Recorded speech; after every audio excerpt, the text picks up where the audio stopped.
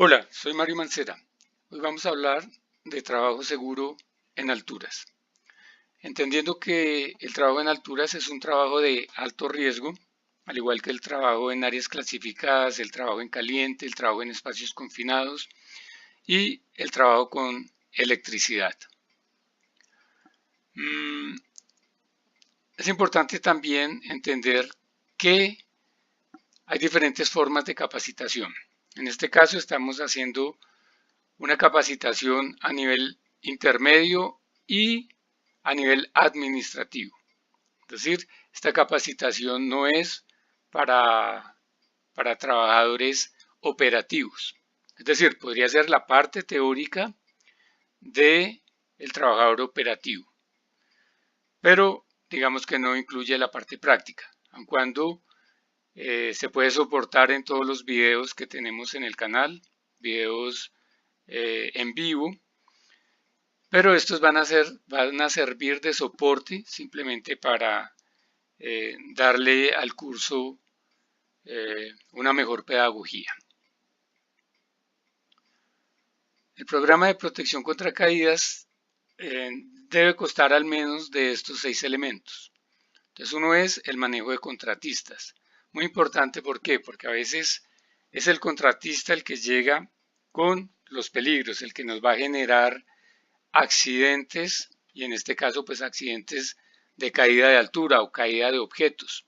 Entonces es muy importante que cuando hacemos el contrato con los contratistas, pues este tenga todos los elementos necesarios, sepamos nosotros qué vamos a ofrecer, ellos qué nos deben dar, ellos qué deben tener, entonces deben tener trabajadores certificados a nivel operativo en alturas, deben tener los elementos de protección y prevención necesarios, etcétera, etcétera. El programa de inspecciones resulta también de altísima importancia. Debemos contar con los formatos necesarios para hacer esas inspecciones. ¿Inspecciones a qué? Inspecciones a las instalaciones, inspecciones a escaleras, a andamios, a arneses, a mosquetones, a los tie-off, a las eslingas, eh, a los cascos. Entonces, es importante, digamos, que esos formatos de inspección sean específicos para la empresa, para evitar que el no aplica, no aplica, no aplica. Sí nos podemos basar obviamente en otros, pero que tengamos estrictamente lo que es pertinente a nuestro programa de inspecciones. El programa de capacitación, digamos que es igualmente importante, digamos aquí ninguno de los ítems, uno es más importante que el otro, sino todos son igualmente importantes. El programa de capacitación entonces debe contener los mínimos necesarios, los mínimos que debemos tener para bien sea un curso de alturas a nivel administrativo, un curso de alturas a nivel operativo. Ya en cada país, de acuerdo a la legislación, a la normatividad, se establecerán niveles. Hay sitios donde se tiene un nivel administrativo, donde se tienen 3 niveles operativos, un nivel básico, intermedio, avanzado, y cada uno de ellos definidos por el número de horas teóricas y el número de horas prácticas.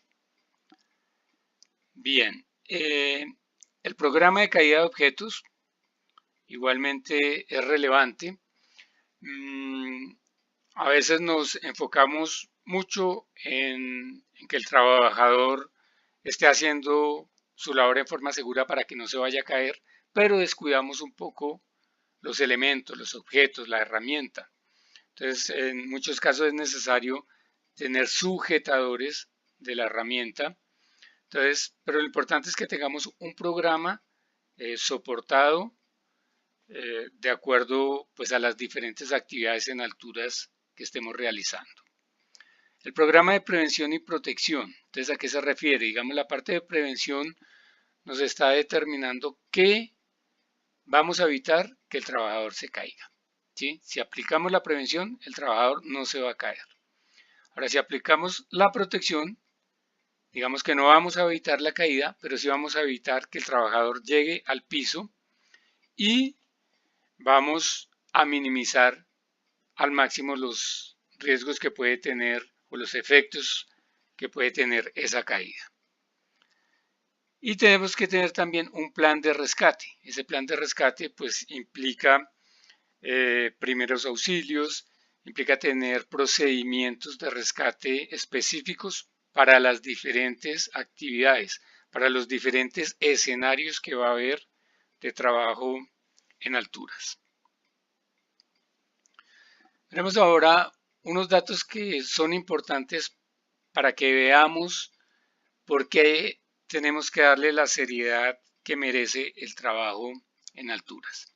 Entonces, porcentaje de muertes por caídas versus antigüedad del trabajador. Entonces aquí encontramos, digamos así a simple vista, pues vemos que cuando la antigüedad es menor o igual a 6 meses, el porcentaje pues, de caídas es mayor. ¿Sí? Estamos casi en el 40% cuando el trabajador tiene apenas 6 meses o menos en su labor. Esto puede referirse a varios casos. Un caso es que no tiene la capacitación, que no tiene la formación adecuada. Entonces luego cuando va adquiriendo esa formación con la ayuda a veces de sus compañeros, entonces ya va logrando, digamos, un conocimiento, una destreza adecuada. Pero es importante que el trabajador tenga, antes de hacer trabajo en alturas, pues tenga la formación teórica y práctica necesarias para que la pueda hacer con seguridad. Veremos ahora el tipo de lesiones producidas por la caída en porcentaje. Entonces los mayores porcentajes vemos que están en el politrauma y en las afecciones cráneoencefálicas. Entonces el politrauma pues es cuando suceden muchas fracturas, por ejemplo. Entonces la persona se fracturó una mano, se fracturó un pie, se fracturó el tabique, en fin. Pero entonces estamos viendo que es grave. Esto nos está diciendo es grave caerse. ¿Sí? Así tengamos algunos casos, por ejemplo, aquí con un porcentaje importante sin lesiones. Bueno, aquí tenemos ya sin datos. Entonces, sí, hay gente que se ha caído de un tercer piso y no le ha pasado nada. Hay gente que se ha caído de un andén y se ha desnucado. Pues ellas son, digamos, elementos, cosas fortuitas, cosas aleatorias que dependen de otras cosas. Entonces aquí simplemente estamos viendo que sí es grave caerse. ¿Sí? Entonces el trabajo seguro en altura requiere de unos procedimientos, de unos protocolos de seguridad para que esto se minimice, para que esto no suceda. Veremos ahora los efectos en el cuerpo humano al caer. Entonces aquí en esta tabla que tenemos aquí en esta columna el tiempo en segundos, acá la distancia, o sea los metros recorridos cuando digamos pasa el tiempo en la caída, la velocidad que va adquiriendo el trabajador que se cae en metros por segundo y en kilómetros por hora, aquí la energía en joules, la fuerza en newtons y la respuesta humana. Entonces queremos hacer mucho énfasis en la respuesta humana y en algunas distancias de caída. Ustedes después pueden mirar el cuadro con detalle si quieren, pero ahorita nos vamos a referir a unos datos específicos. Miremos qué pasa aquí cuando el trabajador lleva 0.1 segundos de caída. Entonces ha recorrido ya 10 centímetros, ¿sí? Va a una velocidad de 5 kilómetros por hora y su respuesta es ninguna. Es decir, ya va a 5 kilómetros por hora, se ha caído 10 centímetros y él no es consciente que se ha caído. O sea, no se ha enterado que se cayó, que se empezó a caer, ¿sí? ¿Qué es 5 kilómetros por hora? Para que tengamos una idea. Caminar rápido de 5 kilómetros por hora. Sin llegar a correr, caminar rápido de 5 kilómetros por hora.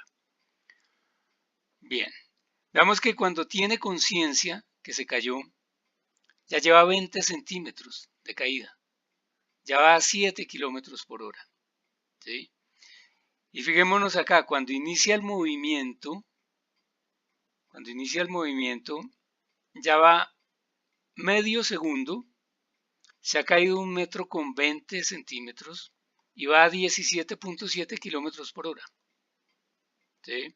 Esto para decir que, porque hay trabajadores que dicen, no, es que yo soy muy hábil, si yo me caigo yo rápidamente me cojo de la estructura, eso no va a suceder.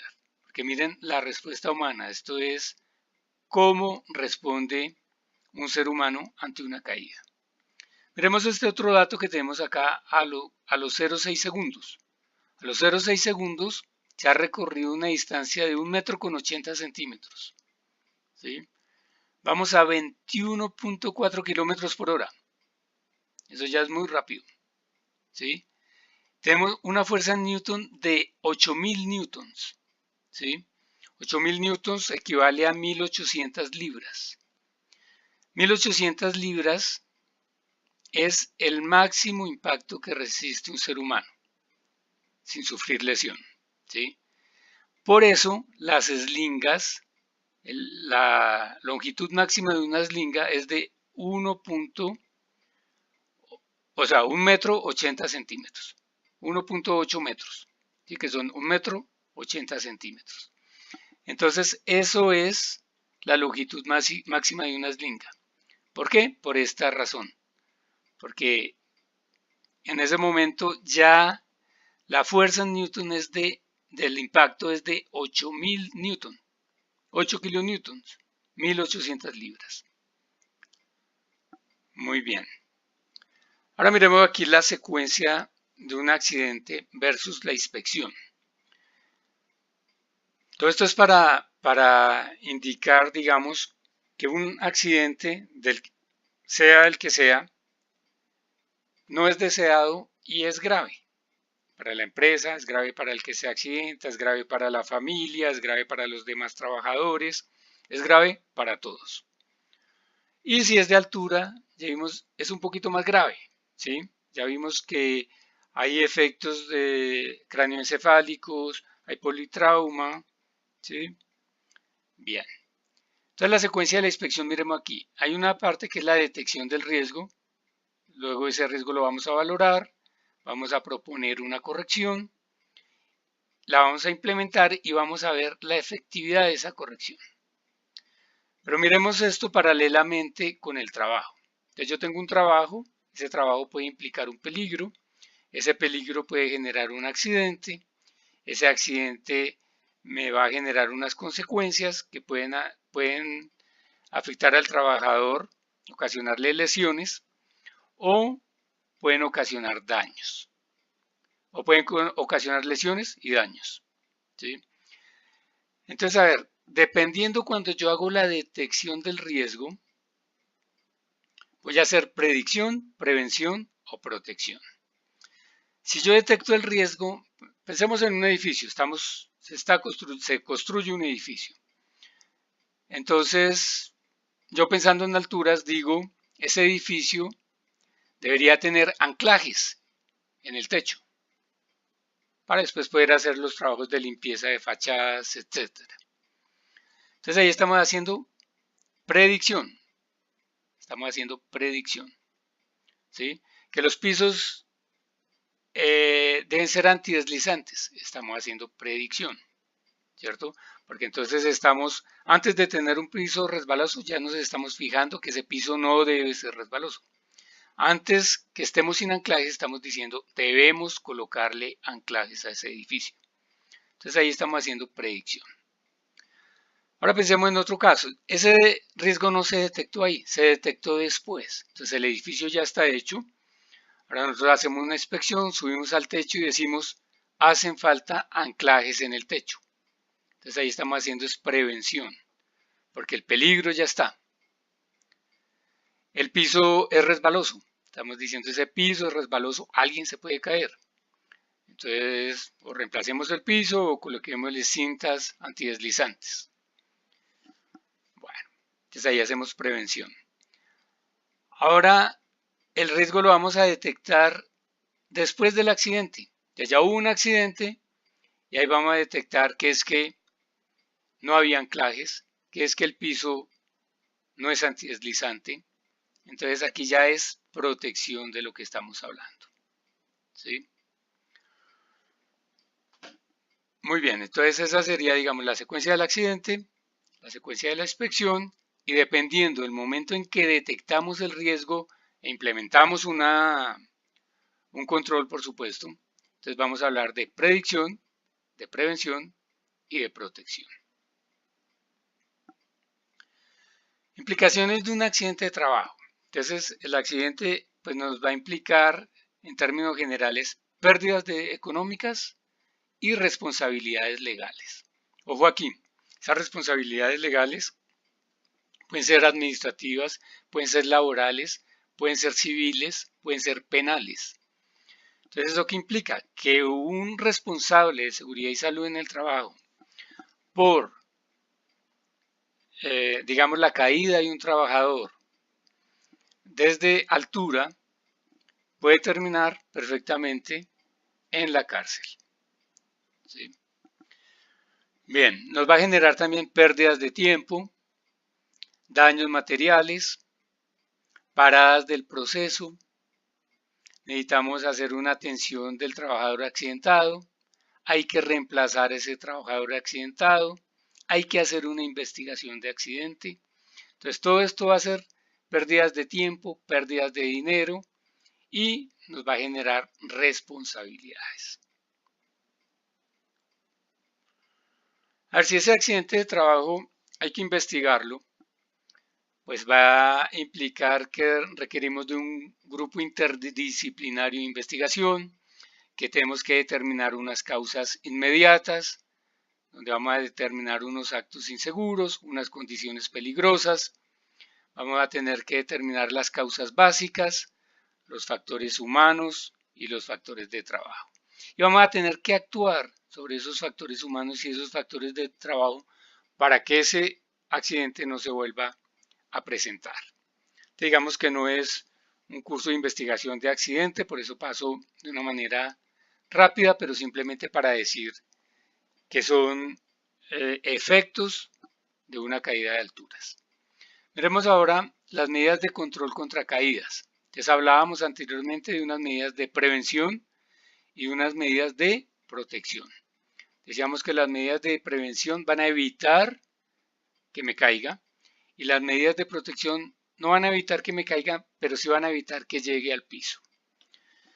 Entonces, dentro de las medidas de prevención, ¿qué tenemos? La capacitación. Si yo la capacitación y el entrenamiento los pongo en práctica, pues no me voy a caer. ¿Sí? La señalización. Entonces, si yo hago caso, obedezco, acato la señalización, también voy a evitar una caída. El control de acceso. Entonces hay un prohibido pasar. Entonces si yo hago caso omiso de ese prohibido pasar, paso, estoy entrando a un área donde voy a tener el riesgo de caída y donde no estoy utilizando o no tengo la formación también para hacer un trabajo en alturas. Entonces estoy en un área de riesgo donde probablemente podría generar un accidente. Las barandas son también una medida de prevención. Si ustedes están en su apartamento que tiene un balcón, ahí hay una baranda y esa baranda es una medida de prevención. Ustedes no necesitan un arnés en el balcón de su casa, ¿sí? Obviamente, si yo me subo por la baranda, eso ya es otra cosa. Estoy, digamos, utilizando mal esa baranda. Entonces, las medidas de prevención evitan que yo me caiga. Ahora, las medidas de protección ya que vamos a tener, por ejemplo, redes contra caídas. Entonces, van a ser unas redes que tenemos colocadas. A veces hay que tener cuidado. Hay redes que son simplemente para evitar caída de objetos. Y hay redes que son para contener al trabajador en caso que se caiga. ¿Sí? Entonces ya son redes que tienen que tener una resistencia de 5.000 libras, En fin, ya tiene otras especificaciones. Un autorretráctil o un bloque. Entonces ya es un elemento con el cual yo subo y bajo. No sé si lo conocen o no, de todas maneras el autorretráctil es un elemento que funciona algo así como un cinturón de seguridad de un carro. Entonces se estira y se recoge, pero cuando lo estiro con fuerza, se detiene. Ya el autorretráctil no me va a permitir una caída mayor a unos 40 centímetros. Y ya el sistema de protección contra caídas. Entonces ya voy a tener un arnés, ya voy a tener un anclaje, ya voy a tener un conector como elementos básicos del sistema de protección contra caídas. Miremos esos elementos básicos de protección contra caídas. Entonces tengo un anclaje. Hay diversos tipos de anclaje. Los anclajes deben resistir 5.000 libras por trabajador. Si hay dos trabajadores conectados a un mismo anclaje, debe resistir 10.000 libras. Y no puede haber más de dos trabajadores a un mismo anclaje. Es decir, así yo tengo un anclaje de 15.000 libras, máximo pueden ir dos trabajadores a ese anclaje. El anclaje tiene que ser diseñado por un ingeniero calificado, ¿sí?